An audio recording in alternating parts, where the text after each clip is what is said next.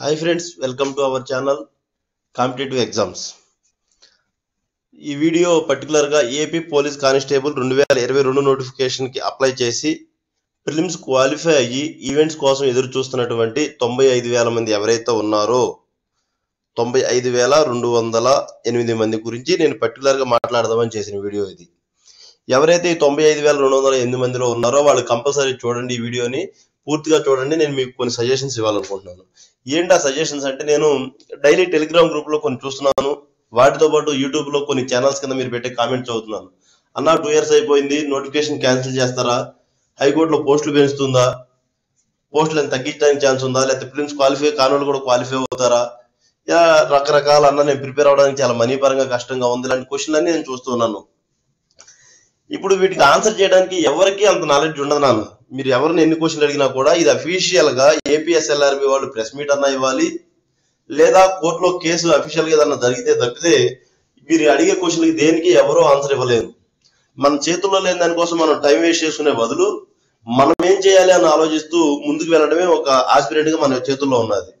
సరే సార్, బాగానే ఉంది, మరి ఏం చేయాలి ఇప్పుడు దీనికి అంటే, ఫ్రెండ్స్ మీరు గమనించండి, మనం ఆల్రెడీ ప్రిలిమ్స్ క్వాలిఫై అంటే మన దగ్గర ఎంతో నాలెడ్జ్ ఉంటేనే ప్రిలిమ్స్ క్వాలిఫై అవుతాం. ఇంకా మనకి ఆల్రెడీ క్వాలిఫై అయ్యామంటే మనకున్న పోస్టులు ఎన్ని ఫ్రెండ్స్, మనకి నోటిఫికేషన్ కనుక చూసినట్టయితే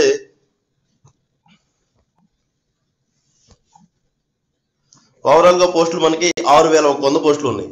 ఈ 6,100 పోస్టులకు గాను అంటే మనం క్వాలిఫై అయింది ఎంతమంది అంటే 52,000.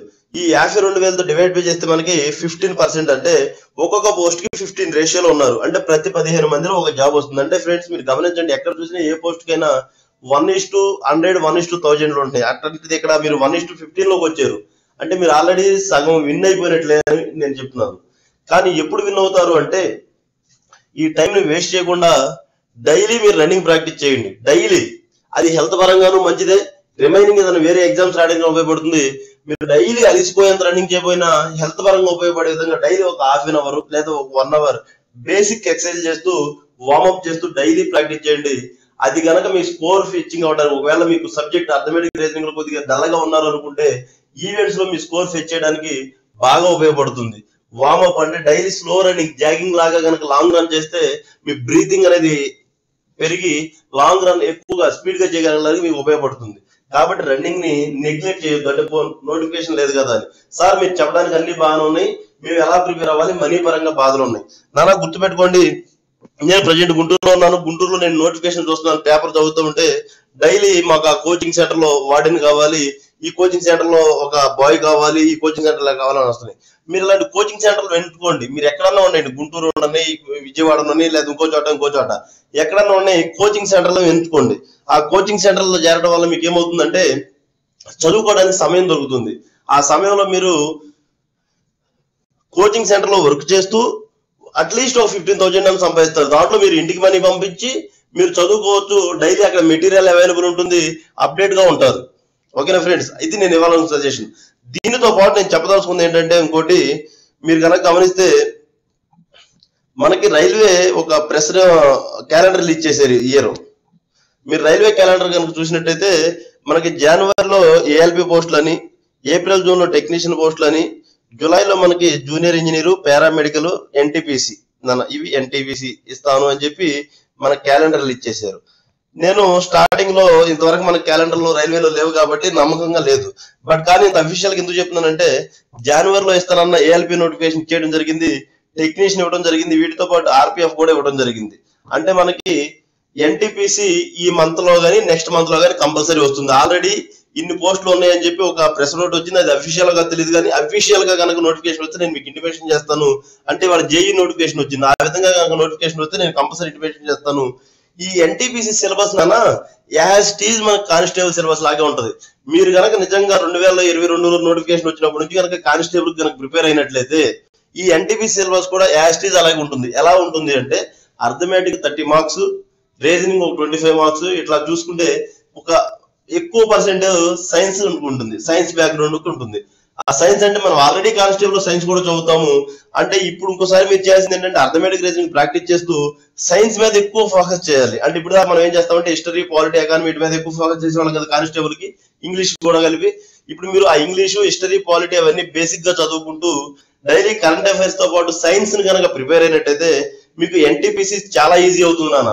అలాంటప్పుడు కానిస్టేబుల్ తో చూసుకుంటే ఈ రైల్వే జాబులు చాలా బాగుంటాయి అనమాట.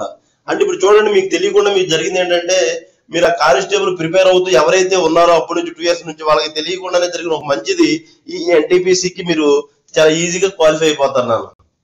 కాబట్టి ఇవాళ నుంచి ఇప్పుడు ఎట్లాగో మీకు ఆ కానిస్టేబుల్ ఎప్పుడు వస్తుంది ఏంటని తెలియదు కాబట్టి కానిస్టేబుల్ కి ప్లస్ ఎన్టీపీసీకి కంబైన్డ్ ఎలా చదవలో ప్రాక్టీస్ చేయండి. అంటే daily arithmetic, reasoning, general science మీద ఎక్కువ ఫోకస్ చేయండి. డైలీ ఒక 1 hour రన్నింగ్ మటుకు చేయండి. ఆ 1 hour రన్నింగ్ అనేది ఈవెంట్స్ కి ఫెచ్ అవడంతో పాటు మీ ఆరోగ్యం కూడా కాపాడుతుంది. కాబట్టి ఒక 1 hour రన్నింగ్ చేసుకుంటూ డైలీ ఈ అర్థమెటిక్, రీజనింగ్, జనరల్ సైన్స్ మీద ఎక్కువ ఫోకస్ చేసి ఈ ఎన్టీపీసీ ఎగ్జామ్స్, మోడల్ ఎగ్జామ్స్ కనుక మీరు ప్రాక్టీస్ చేసినట్లయితే ఎన్టీపీసీలో మీరు తొందరగా విజయం సాధించడానికి హెల్ప్ అవుతుంది. ఫ్రెండ్స్, మీరు గుర్తుపెట్టుకోండి, మనీ ప్రాబ్లమ్స్ అని చెప్పొద్దు. బయట మీరు డిగ్రీ క్వాలిఫికేషన్ అంటే మీరు ఆల్రెడీ కోచింగ్ సెంటర్ ఉన్నారంటే మీరు ఏదో ఒక డిగ్రీ క్వాలిఫికేషన్ ఉంటారు. బయట పార్ట్ టైం జాబులు చాలా దొరుకుతున్నాయి. మీరు కనుక పేపర్ చూడండి, నేను గుంటూరులో డైలీ చూస్తున్నాను. కోచింగ్ సెంటర్ లో ఇప్పుడు ఈ డిఎస్సి నోటిఫికేషన్ వచ్చిన కానీ కోచింగ్ సెంటర్ లో వార్డెన్లు కావాలని, కోచింగ్ సెంటర్ లో ఎల్ఫర్స్ కావాలని డైలీ నోటిఫికేషన్ ఉన్నాయి. లేదు సిఏ కాలేజెస్ ఉంటాయి, సిఏ కాలేజెస్ లో వార్డెన్స్ కావాలని ఉంటాయి. అట్లా ఏదైనా ఎడ్యుకేషన్ ఇన్స్టిట్యూట్ లో చేరండి, వేరే చోట కాకుండా ఎడ్యుకేషన్ ఇన్స్టిట్యూట్ లో చేరడం వల్ల మీ చదువుకు కూడా హెల్ప్ఫుల్ గా ఉంటుంది. అది చేస్తూ ఎన్టీపీసీ కన్వర్ట్ అవ్వండి. ఈ సార్ ఇప్పుడు ఎన్టీపీసీ ఒకవేళ ఇప్పుడు నోటిఫికేషన్ పడితే ఒకవేళ నెక్స్ట్ ఇయర్ కనుక ఎగ్జామ్ అయితే ఈ మధ్యలో మన కానిస్టేబుల్ ఈవెంట్స్ వస్తే నో ప్రాబ్లం. మీరు ఆల్రెడీ ఏదైతే ప్రిపేర్ అవుతున్నారో అది కానిస్టేబుల్ కూడా ఉన్నదే కదా. కాబట్టి మీకు పోయేది ఏమీ లేదు. అదే సిలబస్ తో మీకు ఫెచ్చింగ్ ఏంటంటే ఎన్టీపీసీ అనే మంచి జాబ్ రావడానికి ఛాన్స్ ఉంటుంది నాన్న. రైల్వే జాబులు రావడం అంటే ఎంతో అదృష్టం ఉండాలి.